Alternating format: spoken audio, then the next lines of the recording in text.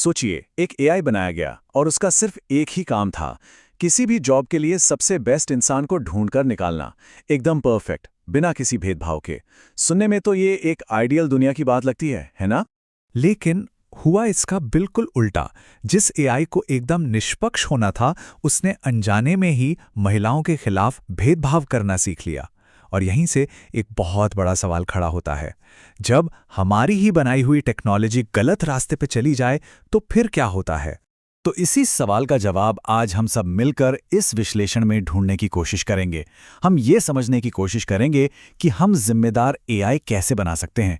एक ऐसा एआई जो हमारे अच्छे इरादों को पूरा करे, न कि हमारी छिपी हुई कमियों को और बढ़ा दे।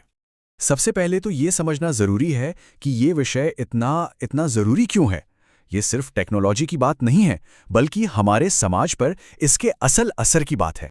देखिए, एआई सिर्फ कोड का एक टुकड़ा नहीं है।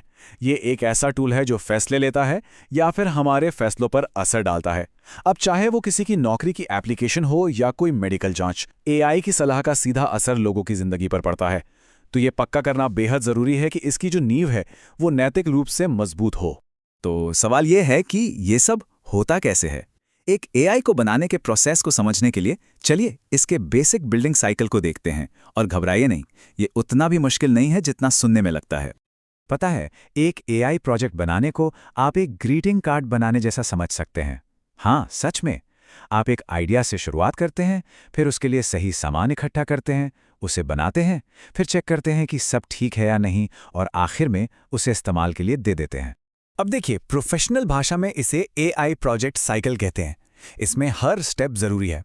पहला, प्रॉब्लम को समझना, मतलब हम एआई से कराना क्या चाहते हैं।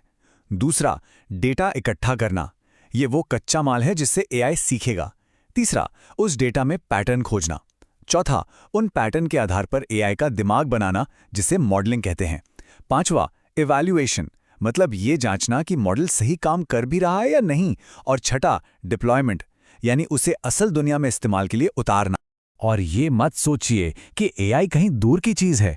ये तो हमारी जिंदगी में हर जगह है। जैसे सेल्फ ड्राइविंग कारों में कंप्यूटर विजन जो मशीनों को देखना सिखाता है, या फिर वॉइस असिस्टेंट्स में नेचुरल लैंग्वेज प्रोसेसिंग जो उन्हें हमारी भाषा समझने में मदद करता है। और हाँ, मार्केट ट्रेंड्स का विश्लेषण करने वाले सिस्टम्स में स्टैटिस्टिकल डेटा का इस्तेमाल होता है। ओके, तो अब हमें समस्या पता है कि एआई भेदभाव कर सकता है, और हमें यह भी पता है कि इसे बनाया कैसे जाता है। तो अब सवाल आता है, इसका समाधान क्या है? जवाब एक नैतिक रोड मैप में छुपा है।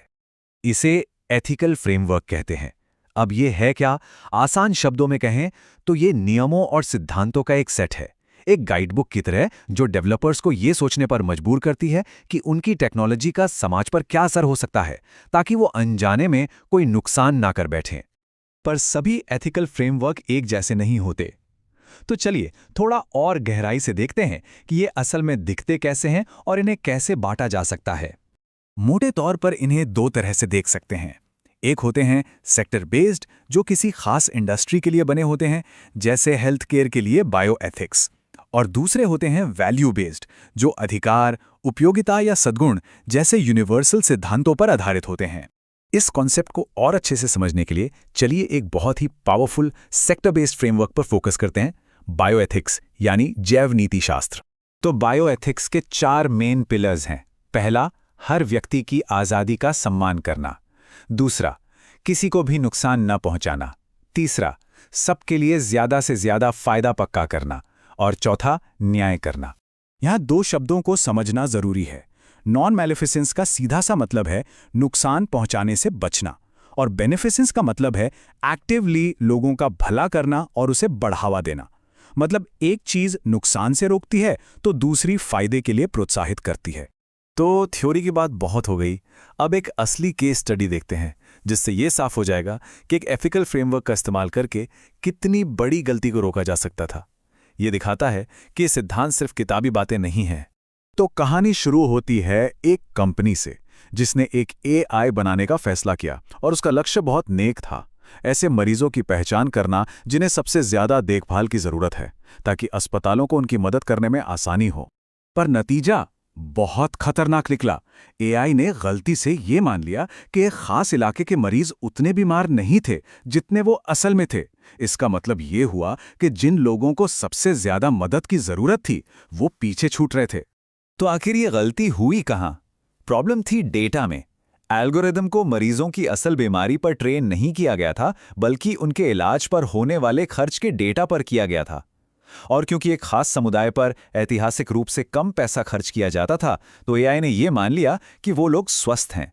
मतलब डेटा में छिपा हुआ सामाजिक भेदभाव टेक्नोलॉजी में उतर आया।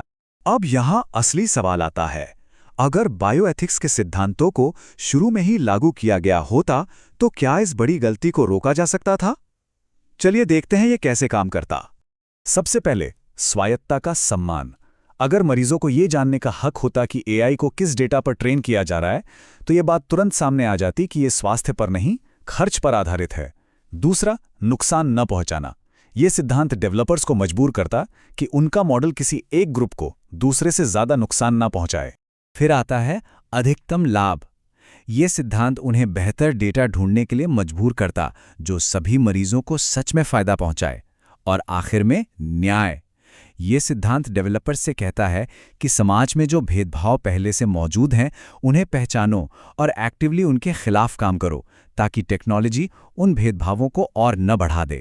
तो इस सब से एक बात तो साफ है, ये जो एथिकल फ्रेमवर्क है ये कोई चेकलिस्ट नहीं है कि बस टिक करते गए और काम हो गया। नहीं, ये एक लेंस की तरह है जो हमें हमारी बनाई हुई चीज़ों को एक ज़्यादा गहरी और ज़्यादा जिम्मेदार नज़र से देखने में मदद करते हैं। और ये सारी बातचीत हमें एक बहुत बड़े सवाल पर लाकर छोड़ देती है। अगर एआई हमारे ही डेटा से सीखता है, जिसमें हमारी सारी अच्छाइयाँ और बुराइयाँ शामिल हैं, तो हम उसे ऐसा कैसे सिखाएं कि वो हमारी गलतियों को ना दोहराए, बल्कि हमसे भी बेहतर बने,